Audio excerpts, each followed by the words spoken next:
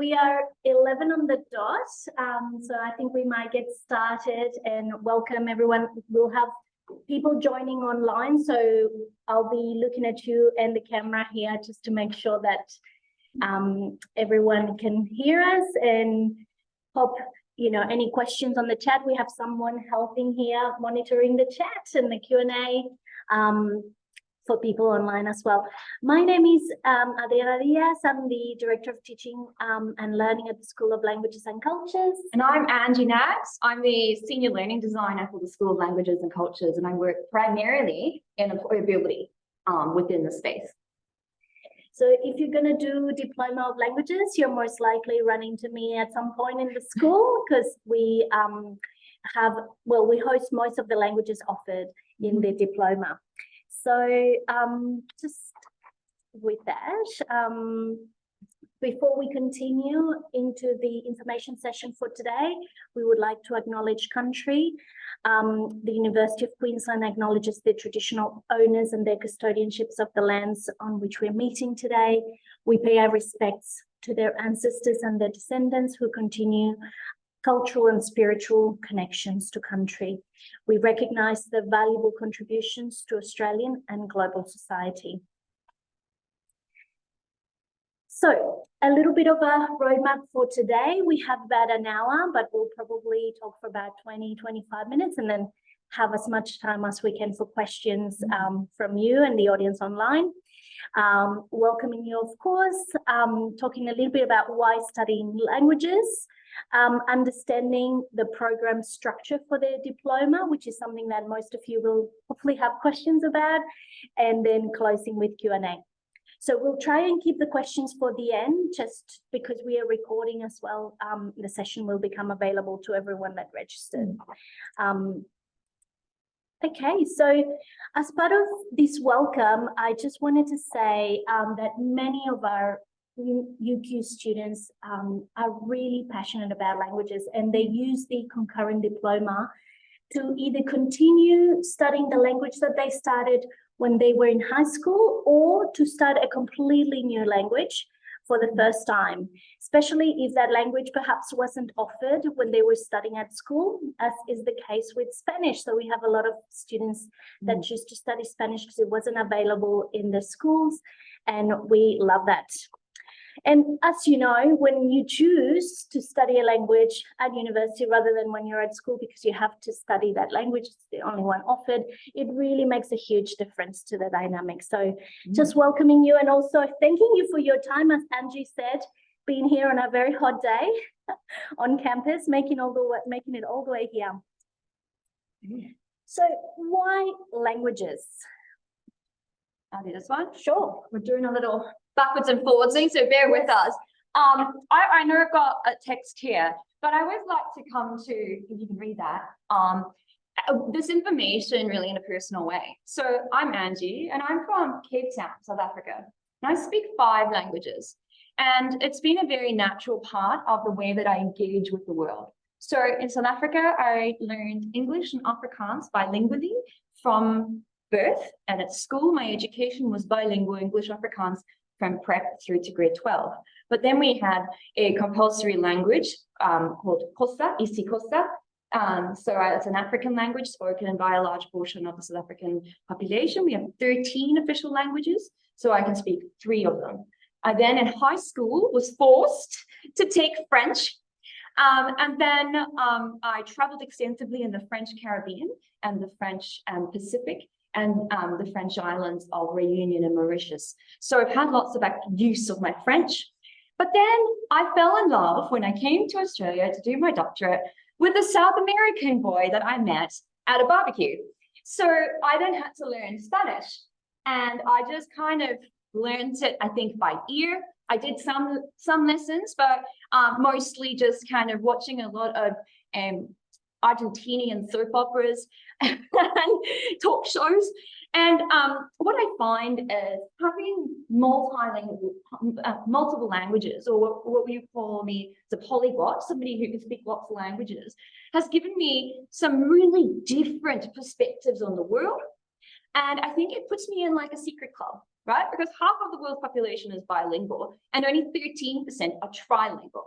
My husband is trilingual, English, German, and Spanish, but I've got 5, so I always win in my house. And what really hits me when I do these talks is that by 2050, there will be less than 5% of the world's population who speak English as their first language. So there is a trend in Australia to ignore the multilingual backgrounds of Australians and just kind of stick to English. But what that's going to be doing to all of our friends and family who are not taking additional language and expanding their horizons is they're going to be in a tiny, select, and not very prestigious group of people who can't actually engage with 95% of the world. Less than 20% of Australian students do a language through to year 12. Actually, it's in Queensland, it's less than 10%. So what's happening then is when you take additional language at university, you are giving yourself a huge advantage over those 90% of graduates from Queensland high schools who do not have an additional language, right? Because we live in a global environment. In Queensland, or nearly 300 languages are spoken in homes. That was on the last census information. So we are multilingual, and we should be training for that environment. On top of that, a lot of the world's cool stuff, aka the work that NGOs do, the work that the big global corporations do, doesn't happen only in English.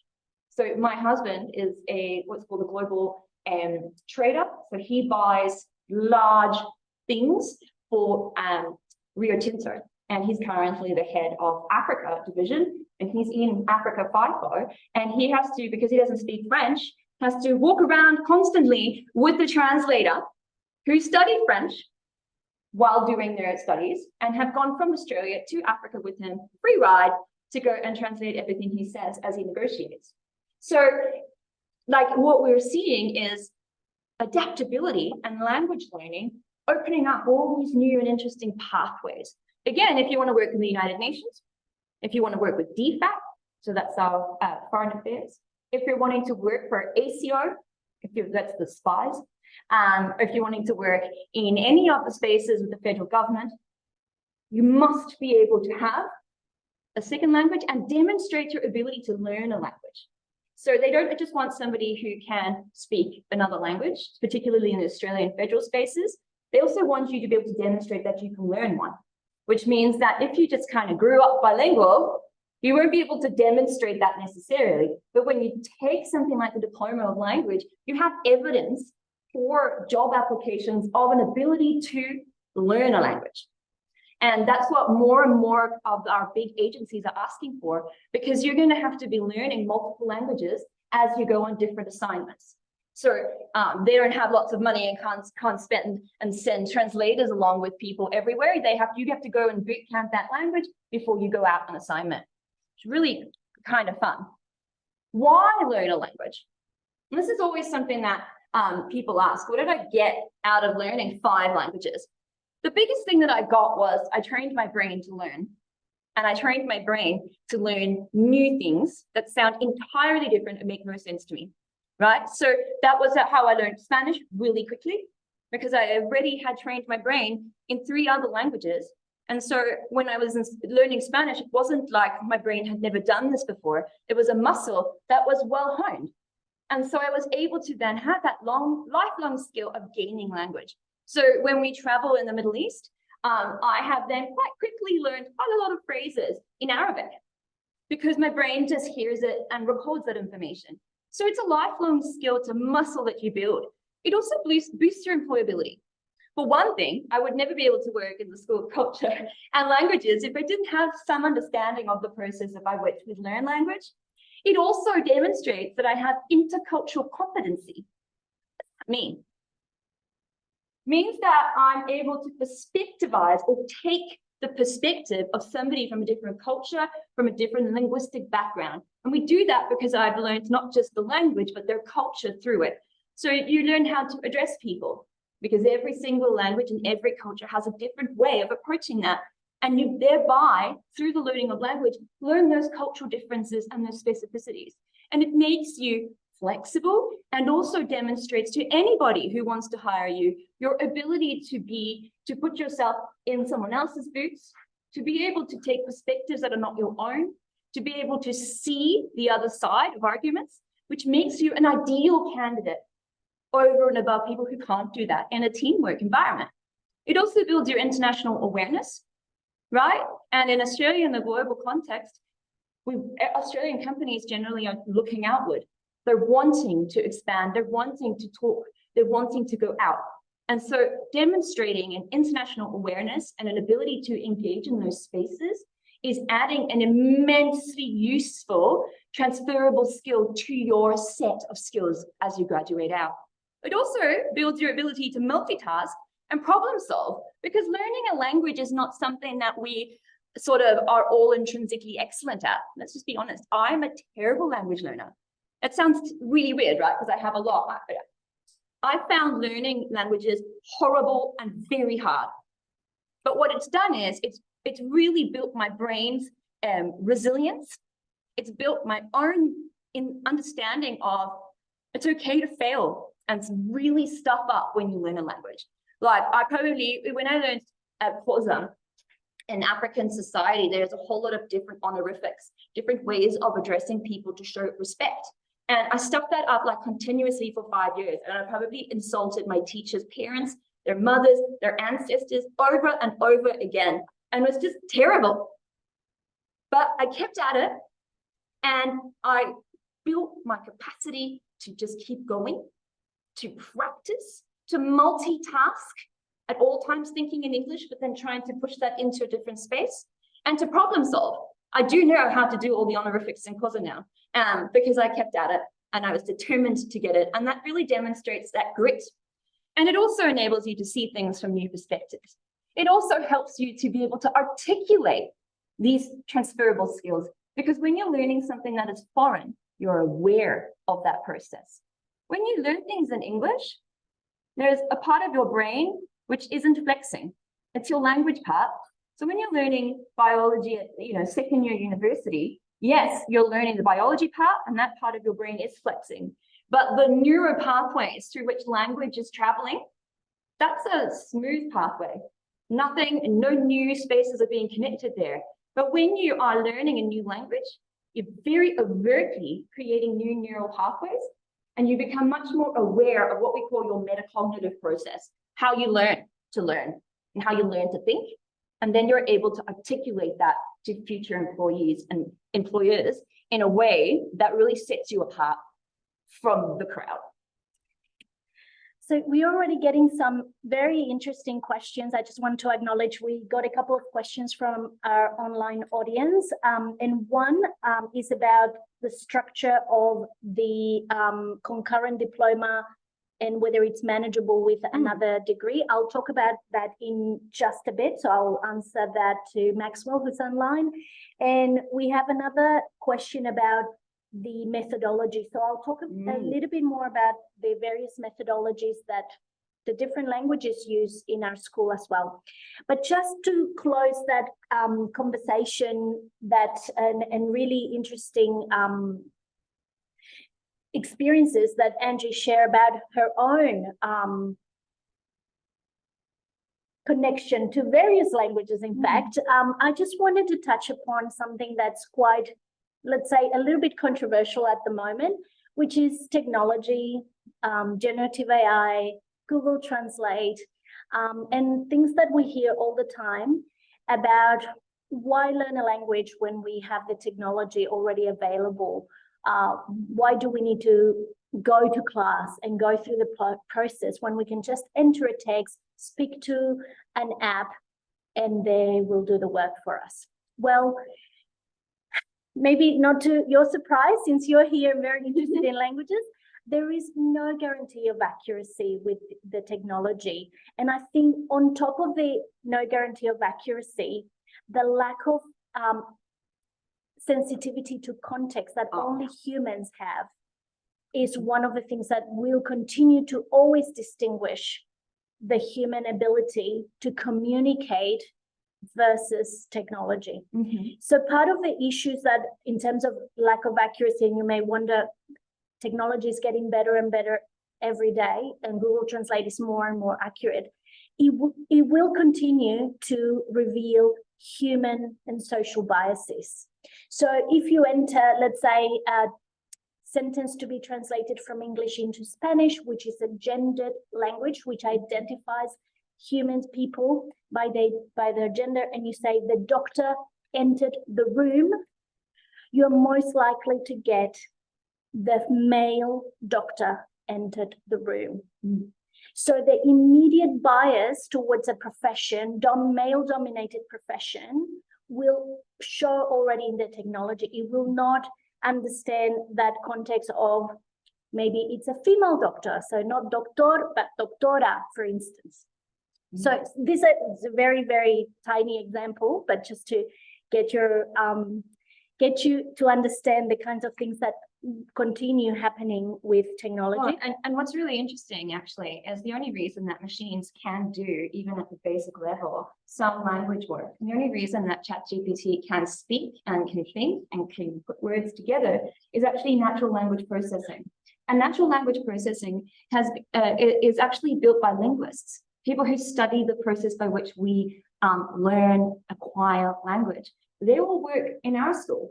They all learn about language acquisition and are all scientists in that process that our brain goes through to learn language, which we then apply at the highest level to our processes of teaching and learning in the school. So you're actually learning from the experts who are teaching the AI rather than, you getting the AI. You get it directly from those scientists who are designing those natural language processing models, which have been then adapted by those big companies to create those different AI bots. So, and on top of it, if you are interested in that space, our school does actually teach linguistics and applied linguistics, which are the two biggest output streams now for the AI industry.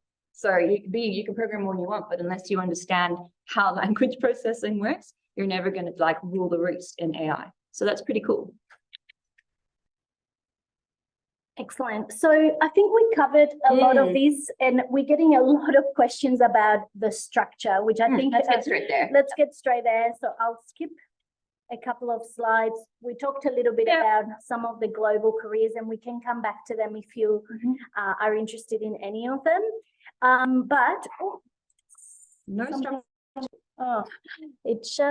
we go. It come back. So the structure is not showing here. The whole thing is just gone to sleep. There we go. It's coming back. So as most of you know from reading the information online, possibly our brochures, the Diploma of Languages is a concurrent diploma. So that means that you need to do it as together with another degree that you'll be enrolled in. So it's different to a dual degree though. So a dual degree, you do 2 degrees at the same time. This is really like doing a degree and an extra major. Isn't that right? Yes, it's pretty much the major in the language. And the number of courses that you need to complete is 8 courses. So I'll talk a little bit about that in terms of whether it's manageable or not when you're doing another degree at the same time. But typically our students study 1 course per semester. And of course, because it is a concurrent degree to the one that you're already taking, it will take longer in the end to complete both. So as not to overload your semester with courses. So typically a student will do 3 courses in their chosen degree, plus one of the subjects for the diploma. Which means you're shifting one of your degree subjects back. Yes. So you can gain credit towards several language courses also while on exchange. So there's definitely the option of exchange that we were talking about before, an international. Before we move into this, it is really important to note that the way that the exchange programs at UQ are created, if you are not studying a language, you are very limited in your opportunities in foreign language universities for exchange opportunities. So for example, in Japan, you are not allowed to take any courses outside of an intensive Japanese language course if you do not study Japanese as a subject. But if you do study, for example, the Japanese option in the concurrent diploma and you say studying, I don't know, architecture or biomedical sciences, you are then allowed to take courses if you can demonstrate sufficient Japanese proficiency in biomedical sciences and or other courses, even in things like Japanese pottery. So you can fill your general electives as well. But that means that you can actually go and get expertise in other countries where you speak or are learning that language. Otherwise, you're limited to a very closed environment of only learning Japanese at the university for the semester. So that's the same in China, Korea, and in a number of other universities in the non-English speaking majority countries where we do exchange programs. So I think one question that we get asked often is, why do we have to do it as a concurrent diploma? I think one of the questions here from our online audience was, can't I just do it as part of my degree?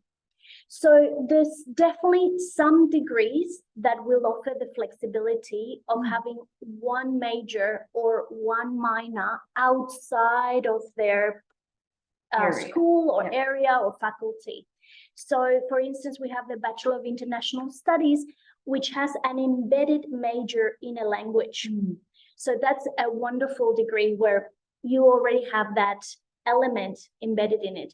But most degree programs are very restrictive because in order to develop the expertise in engineering, in sciences, etc., they want you to focus on your science engineering subjects, and they have very little room for electives. So that is when the concurrent diploma gives you that option of, but I can still have that language and develop that multilingual ability while I'm still studying. So now doing law, someone asked about doing law and whether that would be manageable. I think it depends and it varies from student to student when they start, and also when they start their language journey. And I'll want to talk to you a little bit about that. I'll come back to this. I'll go straight into another slide that I have here, because as Angie already mentioned before, if you've done a language while you're studying at school, you don't need to start from the beginner's level with us. In that language. So let's say you've done Japanese. Do we have anyone that has done Japanese? Yeah.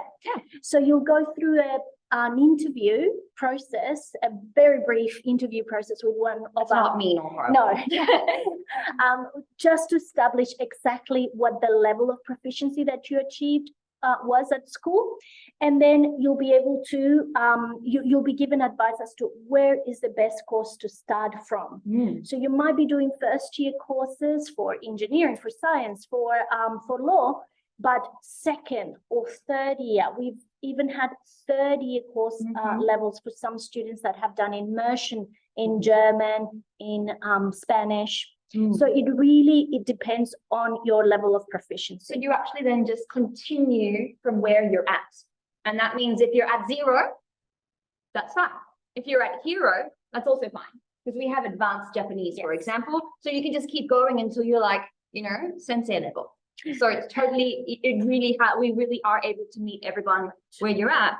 And it's also important to note that you don't have to, if you're wanting to rather have just a touch of 2 different languages, so you can actually do that as well.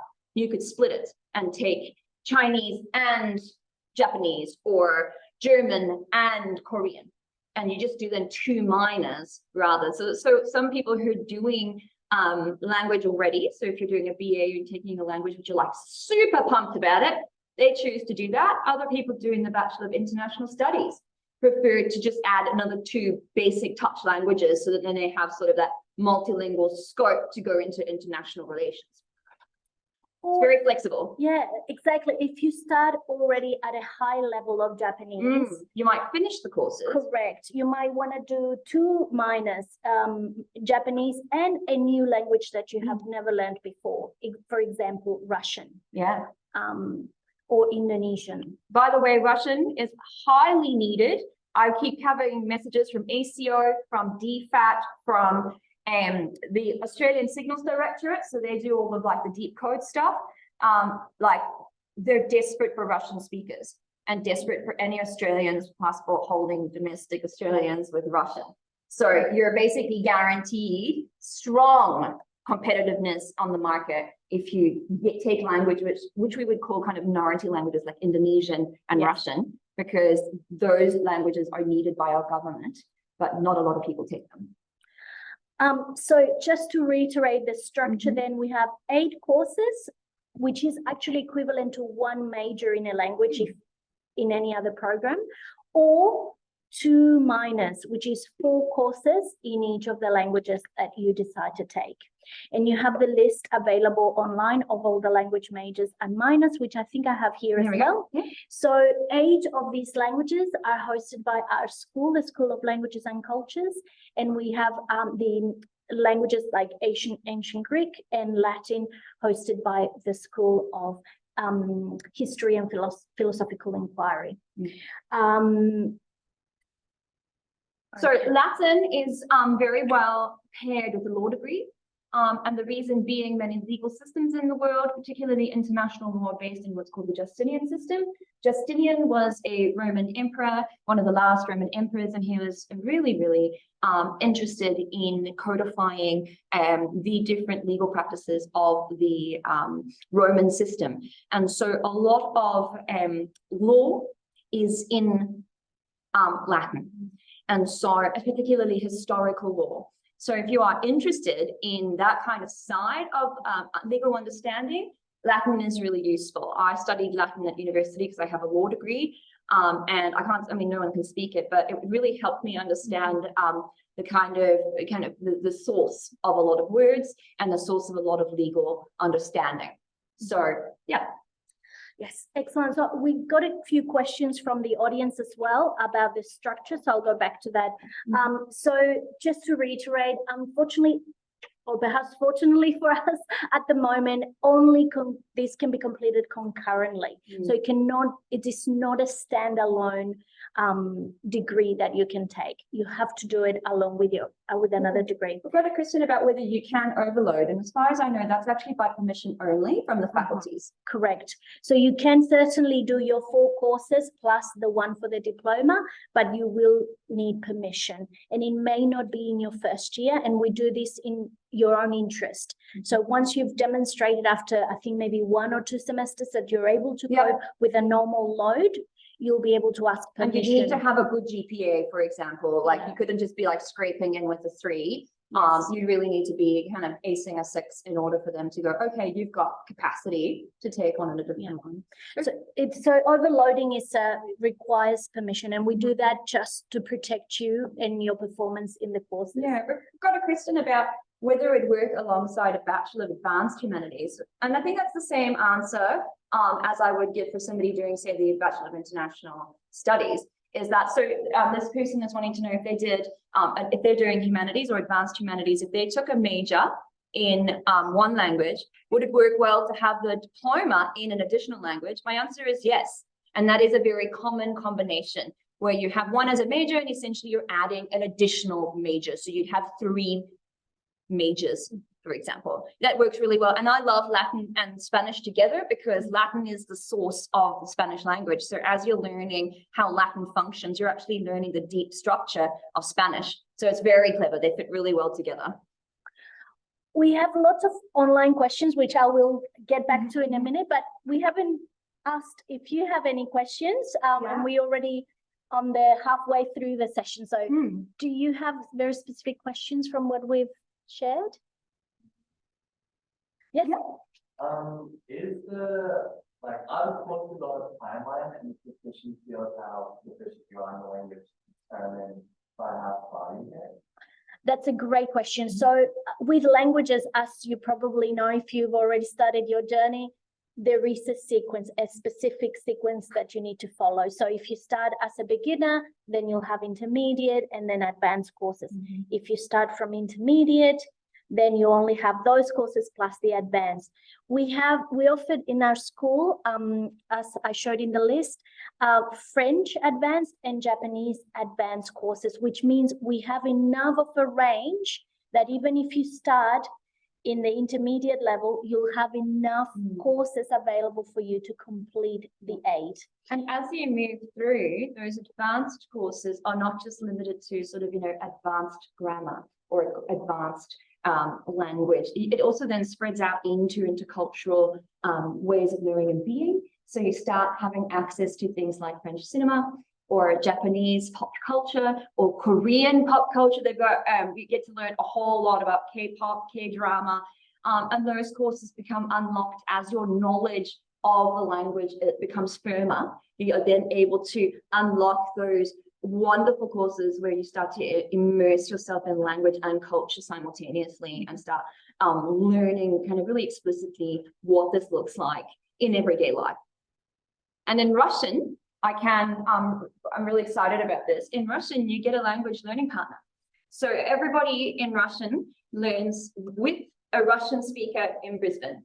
So you get to speak with recent immigrants and super old immigrants whose families left during the revolution, who are some of them even, first generations in Australia, who are like, they're really interesting stories. Their families escaped Russia as part of the kind of a particular social group, and then went to China, and then got booted out of China, and then they came to Queensland, and you get to speak with such interesting people, but you learn with them the whole way through.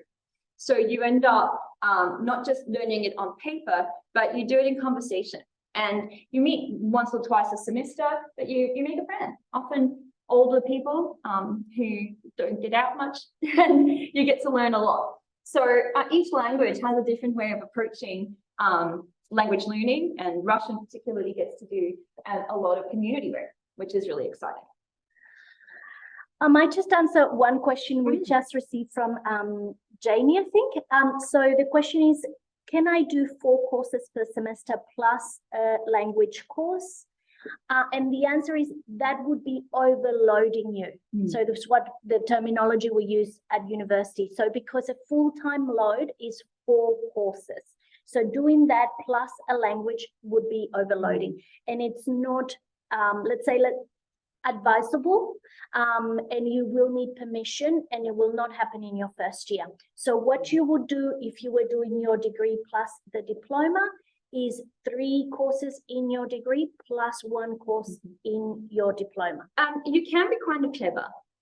What you do is, and I would really kind of talk this through with your student team in your school and faculty, because I know that most schools offer summer and also winter opportunities. So if you have a look at what you want to study through a year, your study plan, and you ask your school which of those courses can be taken over summer, or which of those have got intensives on offer perhaps in July. Winter intensives are less common, but summer is, you can do 2 courses over summer. And what then people do, I know, is one method of not slowing yourself down too much or creating drag is to push out 2 of your subject courses from your course into summer, and you take one and then the other. So it's not like you'd be, losing out on your vacation. You can still work and earn the money that you need to study for the year, but you can take 2 summer courses, which are those 2 courses that you'd be dropping in the year to make space for your diploma. And if you use that technique and you do that, the only thing is you need to check to make sure that you are keeping your structure and making sure that the courses that you shift still allow you to complete your normal studies and appropriately earn your 2 majors towards your degree. But that is a technique that a lot of students do, and it works really well, that you don't have that lag. It does mean then if you're doing summer courses, your graduation would be July and not December, because the second summer course is outside of the December graduation period. But it's not too bad. There's less people, and so you can get better parking for your graduation. It will really depend on how you choose to structure your program of studies. I think this answers another question about in real time, if you do 1 degree and concurrently the diploma, it will take physically a longer time. So instead of 3 years, maybe it will be 4. However, as Angie said, there are creative ways in which you can shorten that period of time if you take summer or winter semester courses. But again, this I suggest you consult with your faculty, with your Yes. school, to make sure that you have that flexibility and that you can do that. So Yeah, hope that and not, answers that. you know, we do offer some of the language courses in those breaks, but they're not all of them and they're not No. every break. So you really need to be talking with your student advisors in your schools and also with ours to make sure that your structure works for you and also works for your program.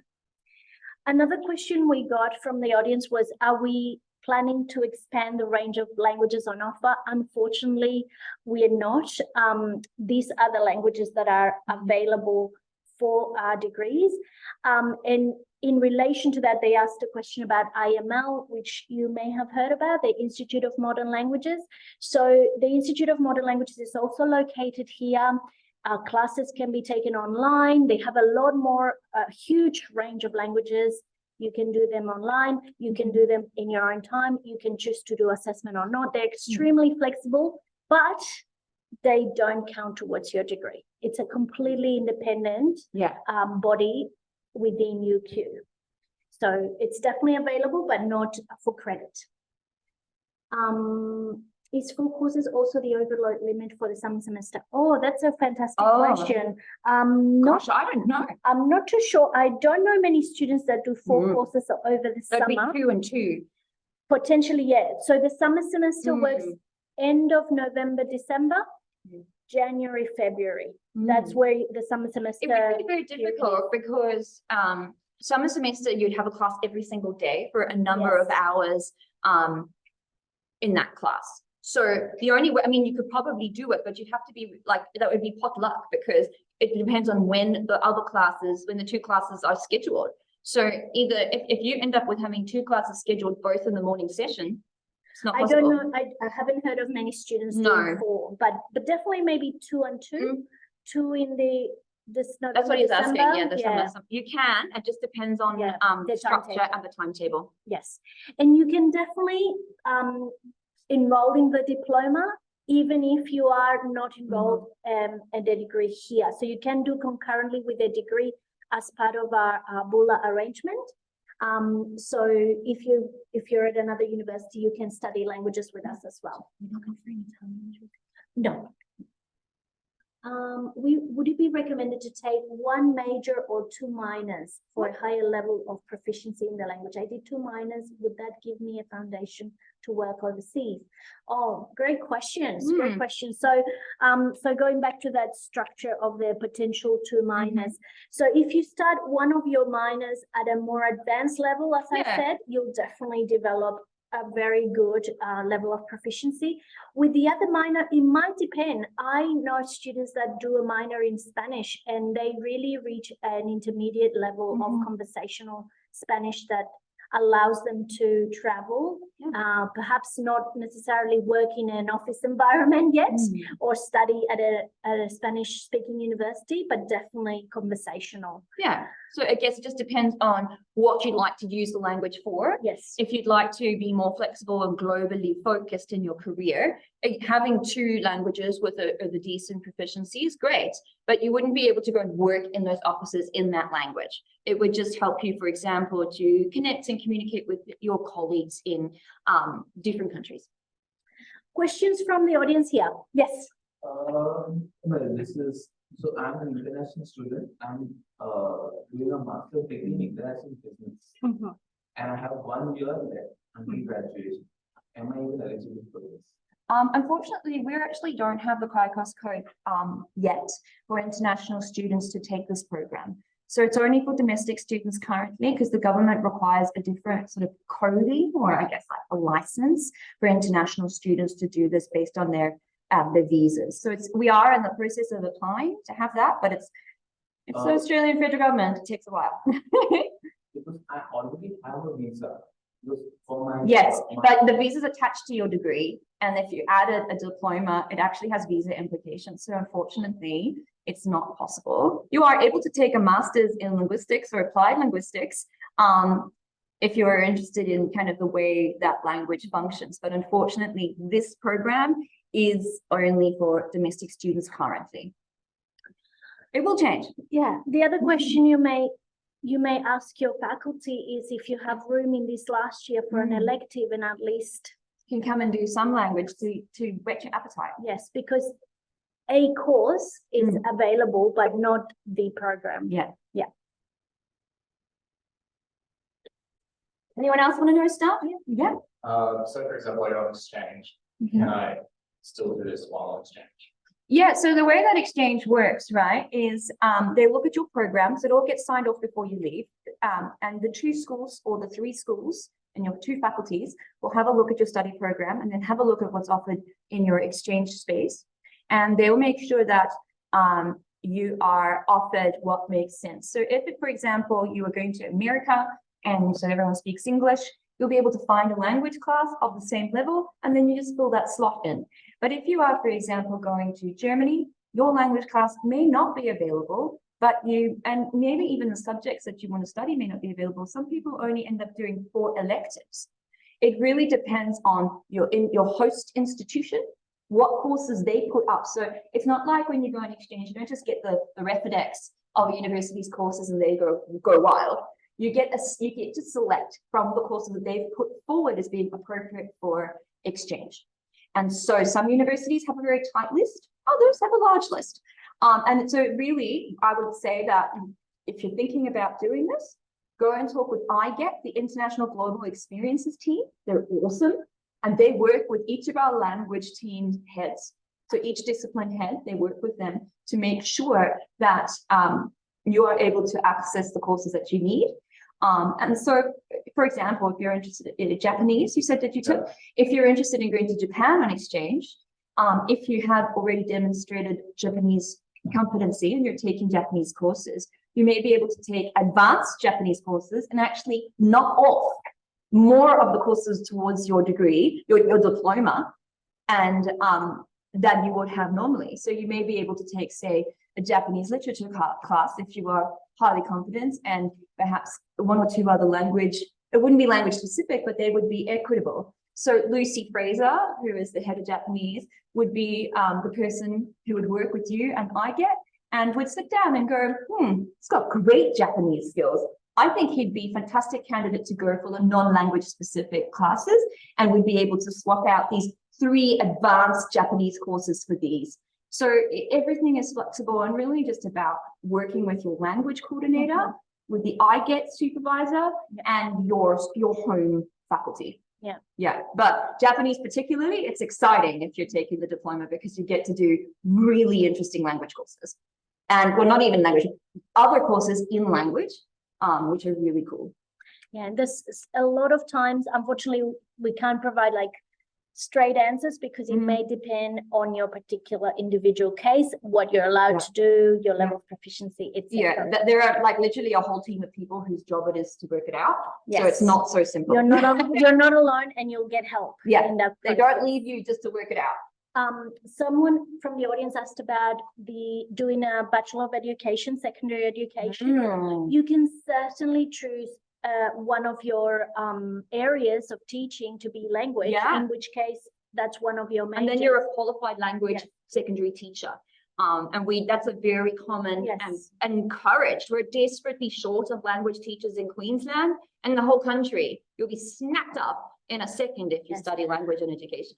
But you may not need to do that as a diploma because it might be part of your majors that you can choose from, because in your case, the structure allows for you to specialize in that area as a teacher. Or you would end up, for example, with you could be a maths teacher, a science teacher, and also a language teacher. It just kind of broadens. If you wanted to do the diploma, you'd have a third specialization.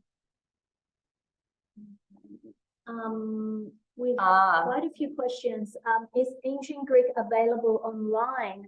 I'm not too sure. I would have to check with the School of you'd have to check with the school. Yeah, with the school directly. I have to say most of our courses at UQ have come back to in-person delivery. Indonesian and Russian are available externally and internally. So if you are joining us from another university, those 2 options are really excellent for sort of not having to come in on campus. Yes. We had a question there about whether or not if you have completed your course, say you've done your Bachelor of Science, but you've still got 2 outstanding courses on your diploma. Can you graduate with your degree in science and then, I guess, graduate again with your diploma? I don't know the answer to that. I don't know the answer either. I was just going to say we might find out and get back to you if you could give us your. It's a good tricky one. It's a tricky question. Yeah.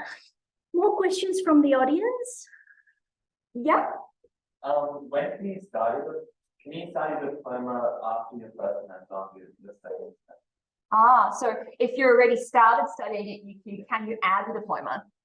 So, another administrative question, I think. As far as I'm aware, you can. You just have to check in with the faculty admin team to see how it impacts your sequence of your program structure. Yeah, because it is quite sequential. Yes. Yes. So if you do that, for example, then you will definitely be graduating a year later. Yeah. And on the previous question, you don't need to graduate both programs at the same time. There you go. So, but you do need to finish your parent program first before your diploma. Yeah.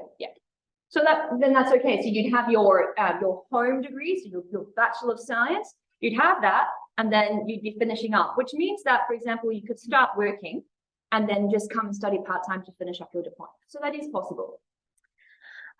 We've got a few more questions, including one again back to the range of languages. Unfortunately, there's no plans at the moment to expand the range of languages to other groups of languages like Nordic languages, for instance, but they are available, as I said, via IML. Yeah. And someone asked earlier a question about the methodology. I have to say, all our programs, I should say language majors, has a better descriptor. They have a dynamic, interactive, hands-on approach, but they will vary in the way that they deliver their classes. Someone asked about the difference between maybe a French class with a Spanish class, with a Japanese class. There's certainly differences. And, it may very well be that you enroll in the diploma in a language that you've never done before.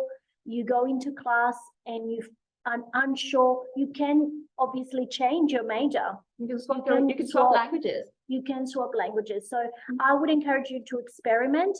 And that's even if it was just an elective, I would just encourage you to attend a couple of classes. Remember, you don't have to commit for the first 2 weeks. Correct. You have 2 weeks. So you can really just go and try before you buy, and work out what your brain connects with, right? And what your soul connects with. Let's be honest. Sometimes we learn languages because it's good for our soul. So if you are, secretly, and maybe you don't even know it yet, gonna be amazing at Korean, you'll know within the first 2 classes if you're feeling the connection. With the teacher, with the classmates. With the culture, with the language. Correct. Because I have to say, I have every year, I have students that say Spanish, for instance, the language that I teach is the class that they see every week. Yeah. As opposed to your big class in a lecture theatre for science or for engineering or for biomedical sciences or something like that. You don't get to know the people. They don't get to know you. They don't know who you are. In a language class, we're working with small groups. It's no bigger than a high school class. Because learning language really requires a lot of connection with your teachers and tutors, you'll never be in a class bigger than a high school class. So I know in other faculties that your tutorials can go up to 50, whereas ours will never be more than 25. So that's it really creates a different environment. Yes. And your teacher is able to work with you at your pace. And students always say that I've made friends for life, even after one semester, because of seeing each other 4 hours a week, every week, and learning. And I'm always amazed and blown away with, for example, in Spanish, how quickly our students are able to produce excellence in Spanish. So I always have a great privilege of coming to watch our Spanish. They do like a little bit of theatre. In their first year or second year, our students are able to write, produce, and perform Spanish theatre.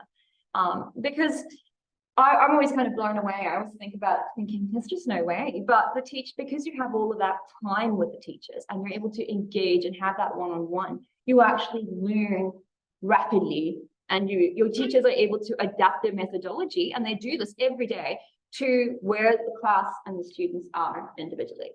On top of that, because there are smaller areas of study, you have a lot more opportunities and a higher percentage chance of actually gaining access to them. So in the Spanish program, for example, our students are invited every year to apply for a winter or summer embassy internship, where you get paid a paid internship and a fully funded trip down to Canberra to go and work at the Spanish-speaking Latin American embassies.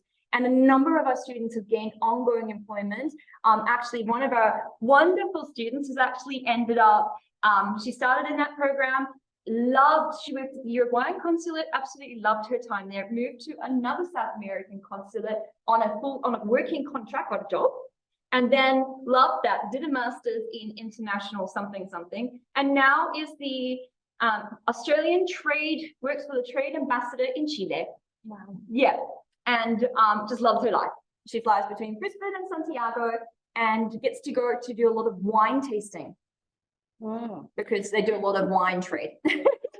We do have a few testimonials which are available online as well, but I encourage you to have a look. We also have a Rhodes Scholar. Well, Talia, superstar.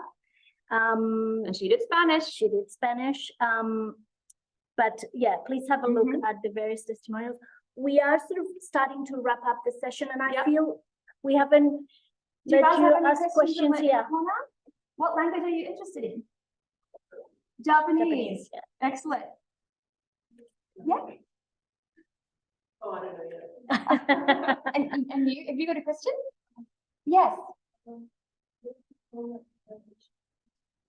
Yes.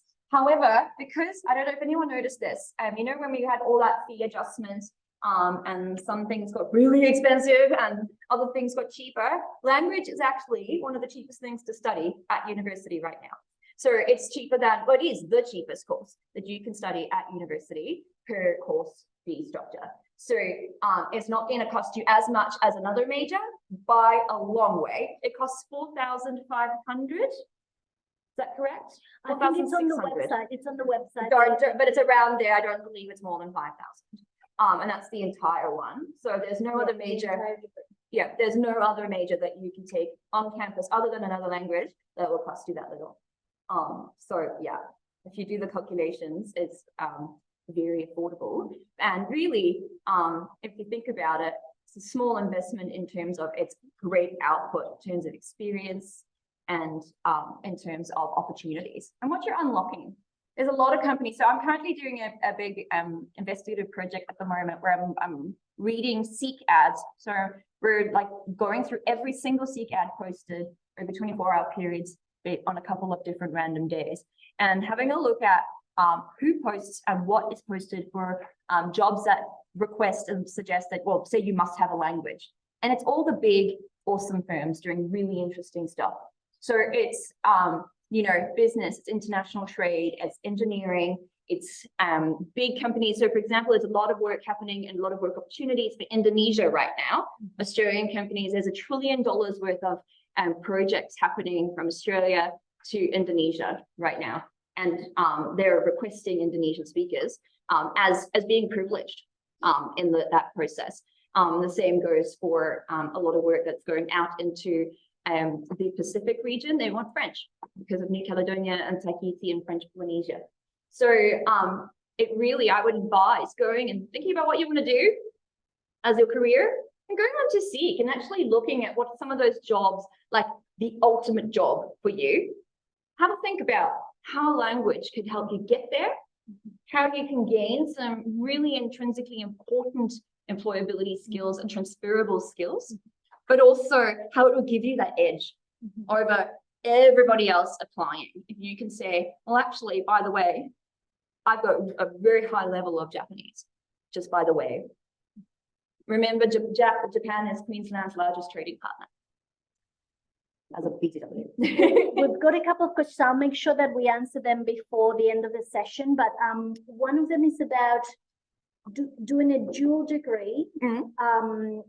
I think if you're doing a dual degree plus a diploma, it will definitely take, that's going to be huge, but yeah, take longer. And asking whether they can do 2 minors and they specifically asked about Russian. I think this is Phoebe. So Phoebe, Russian is only available at the moment as a minor. Yeah. So If you it- take Russian, yes. you must have another minor. Yes, if you take Russian in your diploma, you would have to do another language as a minor. But just know that it will work. It will just obviously take much longer time to complete all of your degrees. You'll be an expert in everything. Other questions from, so what, why haven't you decided your language yet? It's, you're not sure whether to continue something that you've done in school or No, absolutely. in your language. Awesome. So remember, you have 2 weeks. Ask other students. Yeah.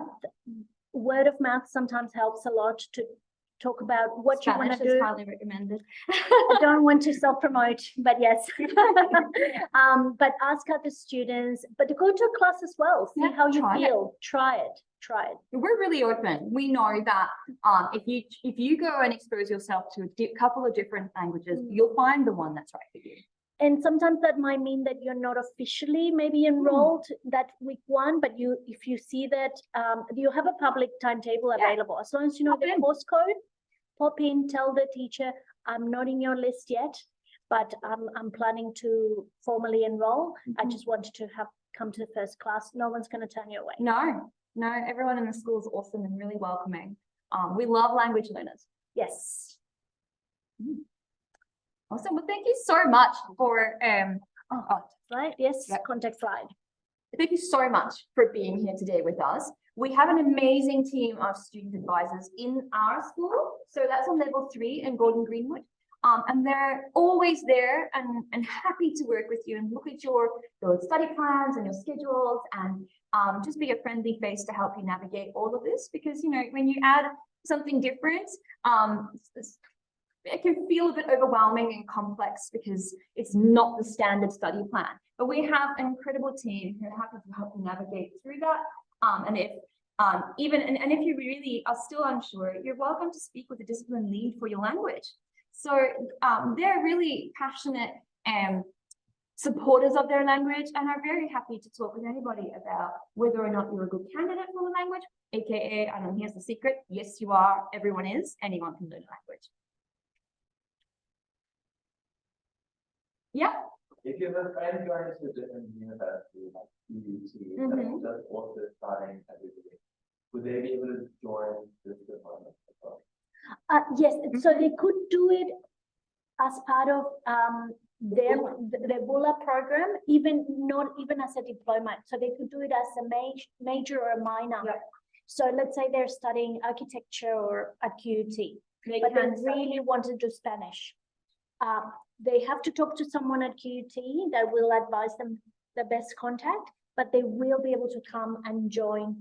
So BULA is another language. BULA is a Brisbane-based inter-university agreement where basically our school teaches a bunch of languages. It's really awesome, and we didn't want students at other universities to be limited in their opportunities because they don't have language schools anymore. And so we offer a concurrent diploma to students who meet the criteria across Lisbon universities. Yes. So yeah, absolutely. Griffith, QUT. Griffiths, I think, has they have their own diploma, but they're not in all the languages. Not that in all the languages that we offer. So yeah, great. We'll answer those questions in writing, but allow you to head off if you need to. Thank you so much, the audience online, the audience here. It's great to hopefully see you around the campus and the School of Languages and Cultures. Thank you so much.